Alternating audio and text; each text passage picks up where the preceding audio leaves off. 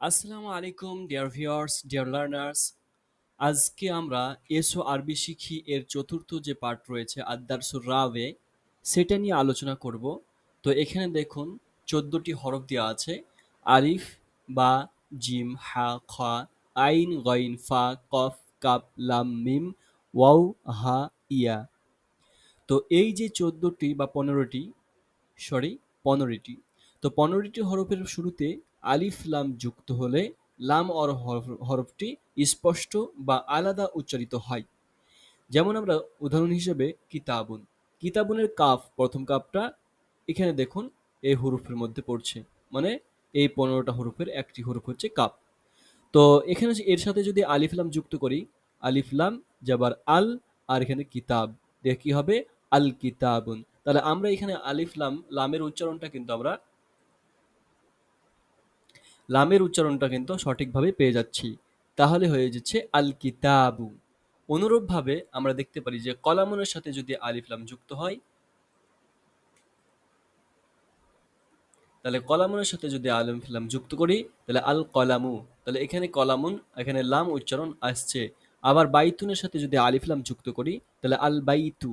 যেহেতু বাটা হচ্ছে এখানকার হরফের 15টি হরফের মধ্যে একটি হরফ, তাহলে 15টা হরফের মধ্যে একটি হরফ বা, তাহলে বাটা হচ্ছে এই হরফের মধ্যে পড়ছে, বা এটাকে হরফে কমারি বলা হয়।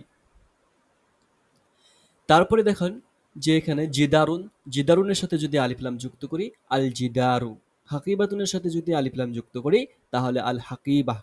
অনুরূপভাবে আরও 13টি হরফের শুরুতে যদি আলিফ লাম যুক্ত হলে, অর্থাৎ তা, তা, দাল, জাল, র, জা, সিন, শিন, সদ, জদ, ত, জ, নুন, এই হরফের গুলোর সাথে যদি আলিফ লাম যুক্ত হয়, তাহলে লাম হরফটি উচ্চারিত হয় না, বরং এ লাম এর পরবর্তী হরফটি তাসদিদ যুক্ত রূপে উচ্চারিত হয়।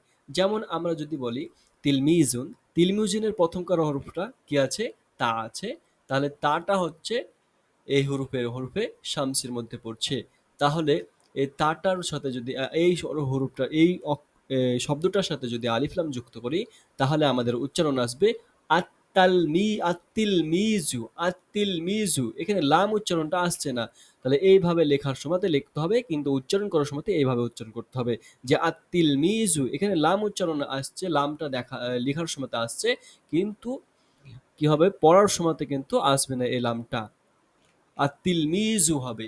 অনুরূপভাবে যে সমস্ত হরফগুলো দিয়ে আসবে তিফলুন, তাহলে আত্তিফলু। তারপরে রজুলের সাথে যদি আলিফ লাম যুক্ত করি, তাহলে আর রজুলু। তারপরে জাহারাতুনের সাথে যদি যুক্ত করি আলিফ লাম, তাহলে আজ-জাহরা। তাহলে এখানে লামের উচ্চারণ আসছে না। তাহলে সাআতুনের সাথে যদি আলিফ লাম যুক্ত করি আস-সাআতু। তাহলে এই সবগুলোর সাথে দেখুন এখানে র আছে, তারপরে সিন আছে, তারপরে এখানে ত আছে, জা আছে। তাহলে এখানে দেখুন র, তারপরে ত, তারপরে হচ্ছে সিন, তারপরে হচ্ছে যে ত, এই ত, তারপরে র আছে, ইত্যাদি। তাহলে এইভাবে যদি আপনি মনে রাখেন, তাহলে অবশ্যই আরবি ভাষা শিখতে খুবই সহজ হবে। তাহলে আলিফ লাম যুক্ত হবে কোনো অক্ষরগুলোতে, আর তাহলে লামের উচ্চারণ আসবে। আর যে হরফগুলোর সাথে আলিফ লাম যুক্ত হলে লামের উচ্চারণ আসবে না, সেগুলো আমরা আলোচনা করলাম। তাহলে এবার আমরা চলে যাব মেন বিষয়ে। তা হচ্ছে কিতাবুন মানে একটি বই, এটা হচ্ছে নাকিরা। এর সাথে প্রথমে যদি আলিফ লাম যুক্ত হয়ে যায়, উচ্চারণ হবে কি আল কিতাবু। তবে ওই আলিফ লাম যুক্ত হওয়ার ফলে এটা মারেফা হয়ে যাবে, অর্থাৎ বইটি। যে কোনো একটি বইকে নির্দিষ্ট করে বোঝাচ্ছে আলিফ লাম এসে। আর এখানে কিতাবুন মানে একটি বই, যে কোনো বই হতে পারে। তারপরে অনুরূপভাবে কলামুন মানে একটি কলম, আল কলামু কলমটি। আপনার সামনে বা আপনার হাতে বা যেখানে আছে ওই কলমটিকেই বোঝাচ্ছেন, আর অন্য কলমকে বোঝাচ্ছেন না। দারাজাতুন, দারাজাতুন মানে হচ্ছে কি একটি সাইকেল, যে কোনো একটি সাইকেলকে বোঝাচ্ছেন। আর দারাজাতু মানে হচ্ছে কি সাইকেলটি। এখানে এখানে লামের উচ্চারণ আসছে না, কিসের জন্য? এটা হচ্ছে ওই যে হরফে শামসির মধ্যে পড়ছে। আর কলামু আল কলামু, আলিফ লামের উচ্চারণ আসছে। আর দারাজাতু, এখানে লামের উচ্চারণ আসছে না। অনুরূপভাবে নাফিজাতুন, নাফিজাতুন মানে হচ্ছে একটি জানালা। আর নাফিজাতুন মানে হচ্ছে জানালাটি। তাহলে এবার এখানে আসি, আমরা একটা বাক্য তৈরি করছি যে হাদা কিতাবুন, এ হয় একটি, এই হয় ইহা হয় একটি বই। হাদা কিতাবুন জাদিদুন, ইহা হয় একটি নতুন বই। আল কিতাবু জাদিদুন, বইটি হয় নতুন। আল কিতাবু কাবীরুন, বইটি হয় বড়। আল কিতাবু জামিলুন, বইটি হয় সুন্দর। হাদিহি মাদ্রাসাতুন, এ হয় এক, ইহা, ইহা হয় মাদ্রাসা, একটি মাদ্রাসা। হাদিহি মাদ্রাসাতুন সাগীরাতুন, ইহা হয় একটি ছোট মাদ্রাসা। আল মাদ্রাসাতু সাগীরাতুন, মাদ্রাসাটি হয় ছোট। আল মাদ্রাসাতুন জামিলাতু, মাদ্রাসাটি হয় সুন্দর। আল মাদ্রাসাতু কদিমাতুন, মাদ্রাসাটি হয় পুরানো। তারপরে এখানে মসজিদ দিয়ে শুরু হচ্ছে। দালিকা মসজিদুন, উহা হয় একটি মসজিদ। দালিকা মসজিদুন জামিলুন, উহা হয় একটি সুন্দর মসজিদ। তাহলে দালিকা মানে উহা, দালিকা মানে উহা। তারপর আল মসজিদু জামিলুন, ও মসজিদটি হয় সুন্দর। আল মসজিদু কবিরুন, মসজিদটি হয় বড়। আল মসজিদু কদিমুন, মসজিদটি হয় পুরানো। তারপর তিলকা সাআতুন, উহা হয় একটি ঘড়ি। আস-সাআতু জাদীদাতুন, ঘড়িটি হয় সুন্দর, নতুন। আস-সাআতু জাইয়্যিদাতুন, ঘড়িটি হয় ভালো। আস-সাআতু জামিলাতুন, ঘড়িটি হয় সুন্দর। তারপরে আরো কিছু শব্দ আমরা দেখে নিব। শরীফুন মানে হচ্ছে ভদ্র। তারপরে মুজতাহিদুন মানে হচ্ছে পরিশ্রমী। তারপরে আমরা দেখছি,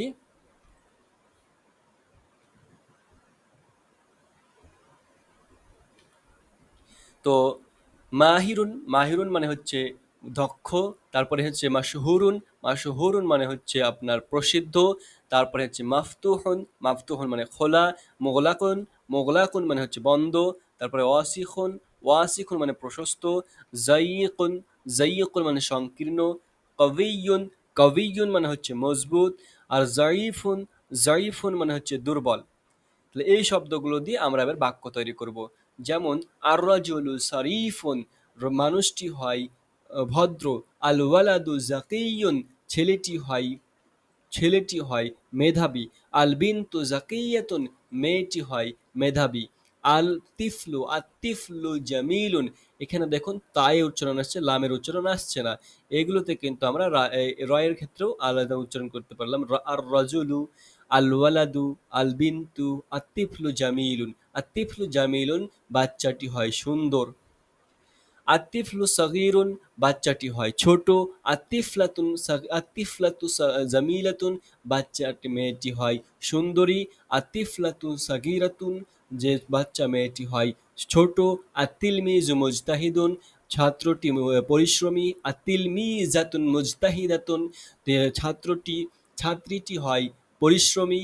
হাদা বাবুন ওয়াসিকুন, যে এ, ইহা, ইহা একটি প্রশস্ত দরজা। আল বাবু মাফতুহুন, দরজাটি খোলা। হাদা কামিসুন, এ হয় একটি, ইহা হয় একটি জামা। হাদা কামিসুন জাদিদুন, ইহা হয় একটি নতুন জামা। তারপর আল কামিসুন নাজিফুন, জামাটি হয় পরিষ্কার। আল মিন্দিল ওয়াসিখুন, রুমালটি হয় নোংরা। আল বিসাদাতু জামিলাতুন, মানে বালিশটি হয় খুব সুন্দর। রশিদ মুআল্লিমুন, রশিদ হচ্ছে টিচার। হুয়া মুআল্লিমুন মাহিরুন, সে একজন দক্ষ টিচার। তারপরে ফারহানাতুন মুআল্লিমাতুন, ফারহানা হচ্ছে একজন শিক্ষিকা। হিয়া মুআল্লিমাতুন মাহিরাতুন, সে হয় একজন দক্ষ শিক্ষিকা। ইয়া সাঈদ, হে সাঈদ। আন্তা তাজিরু মাসহুরুন, আন্তা তাজিরুন মাসহুরুন, হে হে সাঈদ, তুমি হও একজন বিখ্যাত ব্যবসায়ী। ইয়া লুবানা, হে লুবানা। আন্তি ফাল্লাহাতুন ফাকিরাতুন, তুমি হও একজন গরিব কৃষক। তারপরে আন্তা মিরাআতুন, আন্তামরাতুন, আন্দা ইমরাতুন শরীফাতুন, তুমি হও একজন ভদ্র মহিলা। এখানে ইমরাতুন শব্দের সাথে যদি আমরা আলিফ লাম যুক্ত করি বা যোগ হলে শব্দটি পরিবর্তিত হয়ে আলমার আতু হয়ে হয়। যেমন আমরা বলতে পারি আলমার আতু শরীফাতুন, ভদ্র, মহিলাটি বা স্ত্রী লোকটি ভদ্র। তারপরে আমরা চলে যাব যে প্রশ্নগুলোর উত্তর পড়ো, প্রশ্নগুলোর প্রশ্ন উত্তর গুলো পড়ো এবং অর্থ বলো। হচ্ছে মা হাদা, মা হাদিহি, এটা কি, এটা কি। হাদিহি সাআতুন, ইহা হয় একটি ঘড়ি। কাইফা সাআতু, কেমন ঘড়িটি। আল সাআতু জামিলাতুন, ঘড়িটি হয় সুন্দর। ইয়া জামিলাতুন, সে সুন্দর বা এটি সুন্দর। মা দালিকা, উহা কি। দালিকা বাইতুন, উহা হয় একটি ঘর, বাড়ি। কাইফাল বাইতু, বাড়িটি কেমন। আল বাইতু জামিলুন, হুয়া জামিলুন, বাইত ঘরটি বাড়িটি হচ্ছে সুন্দর, হুয়া জামিলুন সেটি হচ্ছে সুন্দর। মান হুয়া সে কে, হুয়া তিলমিজুন সে হয় একজন ছাত্র, হুয়া তিলমিজুন জাদিদুন সে হয় নতুন ছাত্র, সে হয় একজন নতুন ছাত্র। তারপরে কাইফা তিলমিজু ছাত্রটি কেমন, আর তিলমিজু জাকিয়ুন ছাত্রটি হয় মেধাবী, হুয়া জাকিয়ুন সে হয় মেধাবী। মান হুইয়া সে কে, হিয়া তিলমিজাতুন সে একজন ছাত্রী, হিয়া তিলমিজাতুন জাদিদাতুন সেই নতুন, সে হয় একজন নতুন ছাত্রী। কাইফা তিলমিজা ছাত্রীটি কেমন, আর তিলমিজাতুন জাকিয়াতুন ছাত্রীটি হচ্ছে এক মেধাবী, হিয়া জাকিয়াতুন সে মেধাবী। কাইফা রজুলু মানুষটি কেমন, আর রজুলু শরীফুন মানুষটি হয় একজন ভদ্র, হুয়া শরীফুন সে হয় একজন ভদ্র। কাইফাল মারআতু মেয়েটি কেমন বা মহিলাটি কেমন, আল মারআতু শরীফাতুন মহিলাটি হচ্ছে শরীফ, হুয়া শরীফাতুন সে শরীফ। তারপরে কাইফা মানে হচ্ছে কিভাবে বা কেমন, আর মুফিদ মানে হচ্ছে উপকারী। এই শব্দগুলো আমাদেরকে মনে রাখতে হবে। তারপরে আমরা চলে আসবো যে আল কিতাবু, কিতাবু মানে বইটি, হাদাল কিতাবু এই বইটি, হাদাল কিতাবু জামিলুন এই বইটি হয় সুন্দর। তো এখানে আমরা দেখতে পাচ্ছি যে দুই ভাবে একে সম্বোধন করা যাচ্ছে। এই যাকে ইশারা করা হচ্ছে সে তার সাথে কোনো সময় আলিফ লাম যুক্ত আসবে, আবার কোনো সময় আলিফ লাম আসবে না। যখন আলিফ লাম আসবে না তখন ইহা মানে করব, হাদা শব্দটার ইহা মানে করব। অনুরূপভাবে যদি আলিফ লাম আসে যার দিকে ইশারা করব তার সাথে, তাহলে এই মানে করব, ইহা আর এই। ওকে, তাহলে হাদা কিতাবুন মানে হচ্ছে ইহা হয় একটি বই। আবার অনুরূপভাবে হাদাল কিতাব এ হয় এ হয় বইটি। তারপরে অনুরূপভাবে দালিকাও তাই। দালিকা যদি আমরা যার দিকে ইশারা করব তার সাথে যদি আলিফ লাম যুক্ত না থাকে তাহলে আমরা দালিকা কলামুন ইহা হয়, ইহা মানে করব, ইহা হয় একটি কলম। আর যাকে ইশারা করছে তার সাথে যদি আলিফ লাম যুক্ত থাকে, এখানে দেখুন আলিফ লাম যুক্ত আছে, তার মানে দালিকাল কলামু এ হয় বা এ ওই কলমটি। তাহলে বুঝতে পেরেছেন আশা করি। তারপরে চলুন আমরা যাই যে আমাদের একটু অনুশীলনীতে। কিতাবুন মানে একটি বই, কিতাবুন জামিলুন একটি সুন্দর বই, আহাদা কিতাবুন জামিলুন এ হয় একটি সুন্দর বই, আল কিতাবু জামিলুন বইটি হয় সুন্দর, হাদাল কিতাবু জামিলুন এই বইটি হয় সুন্দর, সাআতুন মানে একটি ঘড়ি, সাআতুন জাদিদাতুন নতুন ঘড়ি, হাদিহি সাআতুন জাদিদাতুন এ হয় একটি নতুন ঘড়ি, আস-সাআতু জাদিদাতুন ঘড়িটি হয় নতুন, হাদিহি সাআতু জাদিদাতুন এই ঘড়িটি হয় নতুন।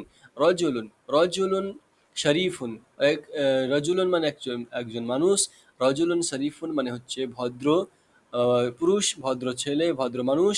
হুয়া রজুলুন শরীফুন সে একজন ভদ্র পুরুষ, ভদ্র মানুষ। আর রজুল শরীফুন সে একজন বহনকারী পুরুষ, একজন একজন মানুষ শরীফ। দালিকা রজুলু শরীফুন ওই মানুষটি হয় ভদ্র। আর তিলমিজু জাকিয়ুন ছাত্রটি হয় মেধাবী, হাদা তিলমিজু জাকিয়ুন এই ছাত্রটি হয় মেধাবী। আর তাজিরু গানিয়ুন তাজির অর্থাৎ ব্যবসায়ী ধনী ব্যক্তি, দালিকা তাজিরু গানিয়ুন ওই ধনী ব্যক্তিটি হয় অভিজাত বা বড়লোক। আর ফাল্লাহু ফাকিরাতুন আল ফাল্লাহাতু ফাকিরাতুন যে ফাল্লাহ মানে হচ্ছে কৃষকরা হয় গরিব, দা তিলকাল ফাল্লাহাতু কাসিরাত ফাকিরাতুন যে ওই ওই কৃষক হয় একজন ফকির। হাদাল জিদারু কাবিয়ুন এই জিদারটি শক্তিশালী। তারপরে ওয়াদালিকাল জিদারু জাইফুন এই ওই প্রাচীরটি হয় একটি দুর্বল। তারপরে হাদাল ওয়ালাদু কাবিয়ুন এই ছেলেটি হয় শক্তিশালী, দালিকাল ওয়ালাদু জাইফুন ওই ছেলেটি হয় শক্তিশালী এক দুর্বল। হাদা সাআতু জাদিদাতুন এ হয় একটি নতুন ঘড়ি, এই এই ঘড়িটি হয় নতুন। অতিলকা সাআতু কাদিমাতুন ওই ঘড়িটি হয় পুরানো। হাদাল মিন্দুল ওয়াসিখুন এই রুমালটি হয় নোংরা। ওয়াদালিকাল মিন্দুল নাজিফুন ওই রুমালটি হয় পবিত্র পরিষ্কার। ইয়া খালিদ হে খালিদ, আনা তাজিরুন ওয়া আনতা ফাল্লাহুন আনা তাজির আমি একজন ব্যবসায়ী, ওয়া আনতা ফাল্লাহ তুমি হও একজন কৃষক। আনা তাজিরুন গানিয়ুন আমি একজন বড় ব্যবসায়ী বা আমি একজন ধনী ব্যবসায়ী। ওয়ান্তা ফাল্লাহুন ফাকিরুন আর তুমি একজন কৃষক গরিব কৃষক। ইয়া খাদিজাতু হে খাদিজা আনতা ইমরাতুন শরীফাতুন যে তুমি হও একজন ভদ্র মহিলা। হাদা জামালুন, এ হয় একটি উট।